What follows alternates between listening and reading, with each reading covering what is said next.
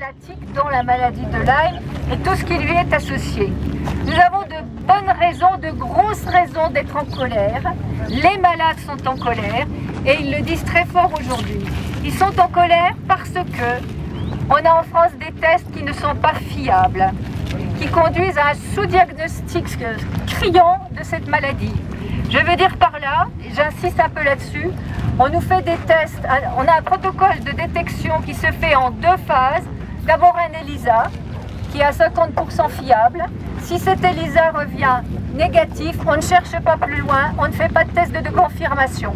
Ça veut dire donc, et vous l'avez compris, qu'il y a au moins 50% des gens qui, quand ils ont été détectés avec ces tests qui sont imposés en France, on a plein de gens qui restent sur le carreau, qui ne sont pas reconnus comme malades alors qu'ils peuvent l'être, alors qu'ils ont des symptômes cliniques évocateurs de la maladie et toutes ces pathologies dont on parle, et qui donc ne seront pas pris en charge. Et là commence la galère du malade.